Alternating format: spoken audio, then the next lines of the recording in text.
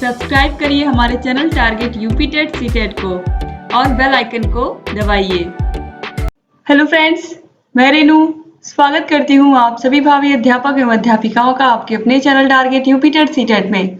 दोस्तों, भूगोल विषय के अंतर्गत हम सभी ने पिछले चैप्टर में पढ़ा था चट्टानों के विषय में। आग्नेय चट्टानें, अवसादी चट्टानें और रूपांतरित चट्टानों के विषय में आपने पढ़ लिया था। इसके बाद आज का जो टॉपिक है वो है धरातल के रूप बदलने वाले कारक। कौन कौन से कारक हैं जो प्रमुख रूप से पृथ्वी का रूप बदलने में बहुत ही बड़ा योगदान देते हैं, खासकर धरातल का रूप बदलने में। जैसे कि आप कहीं पर भी बिल्कुल समतल भूमि नहीं देखोगे, कहीं आप देखोगे पहाड़ है, कहीं पठार है, कहीं पर झरना है, कहीं पर झील है, कहीं पर सड़क है, कहीं घर दिखेगा। तो आप देखोगे कि धरातल पर बहुत सारी चीजें दिखती हैं। तो इनको चेंज करने वाले कारक कौन कौन से हैं, इनका रूप परिवर्तित करने वाले कौन कौन से कारक है, जिसकी वजह से जो धरातल का रूप है वो एक तरीके से एक बिल्कुल सेम नहीं है। तो इसमें दो तरीके की शक्तियां भाग लेती हैं। पहली है आंतरिक शक्तियां और दूसरी है बाह्य शक्तियां। तो हम सबसे पहले आंतरिक शक्तियों के विषय में पढ़ेंगे कि कौन कौन सी आंतरिक शक्तियां हैं जिनके कारण धरातल का रूप बदलता है। तो चलिए स्टार्ट करते हैं। देखिए, पृथ्वी के भीतर अदृश्य रूप से क्रियाशील शक्तियों को आंतरिक अथवा भूगर्भिक शक्तियां कहा जाता है। ये भूगर्भिक शक्तियां पृथ्वी में दो प्रकार की गतियां उत्पन्न करती हैं। पहली है क्षैतिज भूगतियां और दूसरी है लंबवत भूगतियां। इन दोनों भूगतियों द्वारा धरातल पर अनेक विसंगतियों का जन्म होता है, अर्थात धरातल पर विभिन्न प्रकार के उच्चावचों का निर्माण और विकास होता है। तीव्रता के आधार पर आंतरिक शक्तियों को दो भागों में बांटा गया है, यानी कि जो आंतरिक शक्तियां होती हैं वो दो प्रकार से गतियां करती हैं, क्षैतिज भूगतियां और लंबवत भूगतियां। लेकिन अब इनका भी जो प्रभाव होता है वो दो प्रकार से होता है। एक तो होती हैं दीर्घकालिक शक्तियां और दूसरी होती हैं आकस्मिक शक्तियां। तो सबसे पहले हम दीर्घकालिक शक्तियों के विषय में पढ़ेंगे। देखिए, जो दीर्घकालिक शक्तियां होती हैं धरातल की वे सभी भूगतियां जिनके द्वारा धरातल पर भारी विषमताएं उत्पन्न होती हैं उन्हें हम आंतरिक दीर्घकालिक शक्तियां कहते हैं। दीर्घकालिक शक्तियों को पटल विरूपणी गतियां भी कहा जाता है। इन भूगतियों में लंबवत तथा क्षैतिज दोनों गतियों को सम्मिलित किया जाता है। इनका प्रभाव बड़े लंबे समय में प्रकट होता है। इसी कारण इन भूगतियों को दीर्घकालिक भूगतियां कहा जाता है। क्षेत्रीय विस्तार की दृष्टि से इन गतियों को दो भागों में बांटा गया है। पहला है महाद्वीपीय निर्माणकारी भूगतियां और दूसरा है पर्वत निर्माणकारी गतियां। अब महाद्वीपीय निर्माणकारी भूगतियां क्या होती हैं ये हम देख लेते हैं। वे भूगतियां जिनके द्वारा महाद्वीपों की उत्पत्ति होती है उन्हें महाद्वीपीय निर्माणकारी भूगतियां कहा जाता है। ये भूगतियां भूगर्भ में उत्पन्न होती हैं जो सदैव लंबवत दिशा में क्रियाशील रहती हैं। इन भूगतियों द्वारा धरातल का कुछ भाग ऊपर उठ जाता है और कुछ भाग नीचे धंस जाता है, जिससे पृथ्वी पर महाद्वीपीय पठार तथा मैदानों की रचना होती है। इसके बाद है पर्वत निर्माणकारी भूगतियां। वे गतियां पृथ्वी की क्षैतिज गतियां हैं जिनसे तरंगे एक ओर से दूसरी ओर चलती हैं। इससे धरातल की सैलों में भारी उथल पुथल हो जाती है। इन गतियों के कारण भूपटल की सैलों में मोड़ पड़ जाती है। धरातल की सैलों के मुड़ने से पर्वतों की रचना होती है। इसी कारण इसे पर्वत निर्माणकारी भूगतियां कहा जाता है। पर्वत निर्माणकारी भूगतियों का कई प्रकार से प्रभाव पड़ता है, किंतु इनका प्रभाव निम्नलिखित दो रूपों में प्रकट होता है। दो रूप कौन कौन से हैं? बलन और भ्रंश। तो बलन क्या होता है चलिए देखते हैं।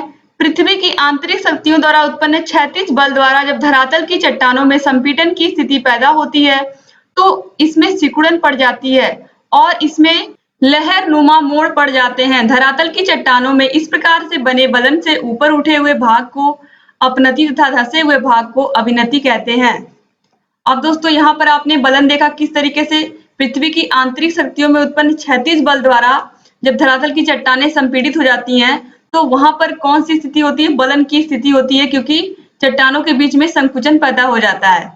अब बलन कितने प्रकार के होते हैं? सैलों की संरचना के अनुसार भूपटल पर कई प्रकार के बलन पड़ जाते हैं जो निम्नलिखित हैं। सबसे पहले है सम्मित बलन। सम्मित नाम से ही सम्मित है, यानी कि इस प्रकार के बलन में बलन की दोनों भुजाओं का झुकाव समान होता है, इसलिए इसे क्या कहते हैं? हम सम्मित बलन कहते हैं। अब असम्मित बलन क्या होता है? इस प्रकार के बलन में जब छोटी भुजा का झुकाव लंबी भुजा से अधिक होता है तो उसे हम असममित बलन कहते हैं। इसके बाद है एकनत बलन। जब बलन की एक भुजा लंबवत हो जाती है और दूसरी भुजा का झुकाव कम रहता है तो उसे हम एकनत बलन कहते हैं। इसके बाद है समनत बलन। जब मोड़ की दोनों भुजाएं एक ही दिशा में झुक जाती हैं और एक दूसरे के समांतर होती हैं तो ऐसे बलन को हम समनत बलन कहते हैं। इस तरीके से देखिए बिल्कुल समान रूप से झुकी होती हैं। इसके बाद आता है परिवलन। परिवलन क्या होता है चलिए देख लेते हैं। जब किसी शिला स्तर पर संपीड़न के कारण विपरीत दिशा से इतना अधिक दबाव पड़े कि उसकी एक भुजा दूसरी भुजा पर चढ़ जाए तो उसे हम परिवलन कहते हैं। कुछ इस तरीके से आप देखिए कि एक भुजा पर दूसरी भुजा बिल्कुल चढ़ जाती है तो इसे हम कहते हैं परिवलन। इसके बाद आता है पंखाकार बलन। जब किसी क्षेत्र में दोनों ओर के संपीड़न का दीर्घकाल तक प्रभाव होता रहता है तो उसका मध्यवर्ती भाग ऊपर उठ जाता है और उसके दाएं बाएं मोड़ों पर प्रसार कम होता है। ऐसे बलन को पंखाकार बलन कहते हैं। इसके बाद दोस्तों लास्ट है ग्रीवाखंड बलन। अब ग्रीवाखंड बलन क्या होता है? जब कभी संपीड़न के अधिक बढ़ जाने से मोड़ का शिलाखंड टूटकर अपने स्थान से बहुत दूर चला जाता है तो उसे हम क्या कहते हैं? ग्रीवाखंड बलन कहते हैं। तो इस तरीके से आज आपने क्या देखा दोस्तों? आज आपने देखा कि जो धरातल का रूप परिवर्तित करने वाले कारक होते हैं उसमें कौन कौन से कारक होते हैं। इसमें मुख्य रूप से आंतरिक शक्तियां और बाह्य शक्तियां आपने पढ़ा। तो आंतरिक शक्तियों में आपने देखा किस तरीके से अभी जो आंतरिक शक्तियां होती हैं वो कितनी अधिक विषमता पैदा करती हैं धरातल पर, किस तरीके से पर्वतों का निर्माण होता है, पठारों का निर्माण होता है।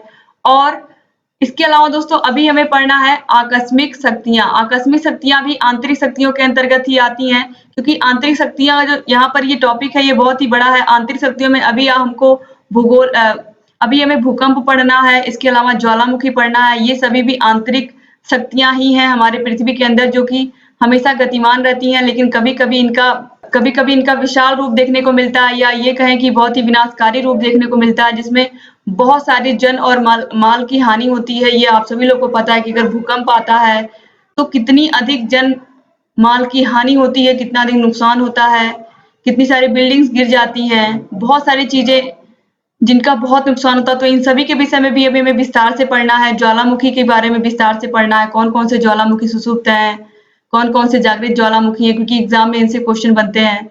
तो ये सभी अभी हमें स्टडी करना है। अगले टॉपिक में आंतरिक शक्तियों में ही हमें पढ़ना है किस तरीके से जो आकस्मिक शक्तियां हैं जिसके बारे में हमें कुछ पता नहीं होता है वो कब अचानक से आ जाए और कब पूरा विनाश मचा दे। तो इस तरीके से दोस्तों आप लोगों ने आज देखा कि जो धरातल का रूप है वो हमेशा बदलता रहता है। कहीं पर आप सभी लोग को अच्छे से पता है, कहीं पर कभी बाढ़ आ रहा है तो कहीं सूखा है, तो कहीं तूफान चल रहा है, कहीं समुद्र में तूफान आया है, तो कहीं इस तरीके से विभिन्न प्रकार की गतियां जो है लगातार होती रहती हैं। तो ये तो बाह्य हो गई, लेकिन जो आंतरिक गतियां हैं मुख्य रूप से भूकंप और ज्वालामुखी के विषय में आपको पढ़ना है कि इस तरीके से पृथ्वी के अंदर ऐसी कौन सी गतियां होती हैं जिनके कारण ज्वालामुखी आ जाते हैं, भूकंप आ जाते हैं और जिनसे बहुत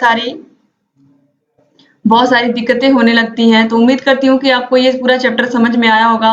और दोस्तों भूगोल विषय भी आपको उतना ही इंटरेस्टिंग लग रहा होगा जितना इतिहास विषय आप लोगों को अच्छा लगा था। अगर वीडियो अच्छा लगा तो प्लीज वीडियो को लाइक कर दीजिए और आपके जितने भी फ्रेंड्स हैं सबको इस वीडियो को शेयर कर दीजिए, जिससे अधिक से अधिक हमारे डीएलएड के भाई बहन हमसे जुड़ सके और लगातार हमारे सभी वीडियोस को ऐसे ही देख सके। दोस्तों अगर अभी तक आपने हमारे चैनल को सब्सक्राइब नहीं किया तो दोस्तों प्लीज तुरंत सब्सक्राइब करिए और बेल आइकन को जरूर प्रेस कर दीजिए, जिससे हम जो भी नई वीडियोस बनाते हैं उसका नोटिफिकेशन आपके पास समय से पहुंच जाए और आप लगातार हमारे सभी वीडियोस को ऐसे ही देखते रहें। दोस्तों अगर अभी तक आप हमारे टेलीग्राम चैनल से नहीं जुड़े हैं तो टेलीग्राम चैनल का लिंक आपको इस वीडियो के नीचे डिस्क्रिप्शन बॉक्स में मिल जाएगा, वहां पर जा करके आप टेलीग्राम ऐप से जुड़ सकते हैं। इसके अलावा टेलीग्राम ऐप पर आपको टारगेट यूपीटेट सीटेट आप सर्च करके वहां से भी हमारे चैनल से जुड़ सकते हैं।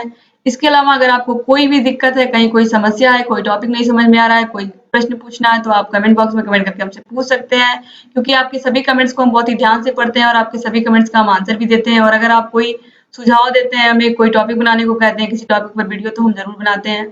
बस आप लोग ऐसे हमारे चैनल से बने रहिए और सभी वीडियोस को देखते हुए रहिए। दोस्तों वीडियो में शुरू से लेकर अंत तक बने रहने के लिए एक बार फिर से आप सभी लोग का बहुत बहुत धन्यवाद। तो मिलते हैं नेक्स्ट वीडियो में, तब तक अपना ख्याल रखिएगा आप लोग और जहाँ कहीं भी समस्या है लगातार पूछते रहिएगा। तो दोस्तों एक बार फिर से बहुत बहुत धन्यवाद आप लोग का। जय हिंद दोस्तों।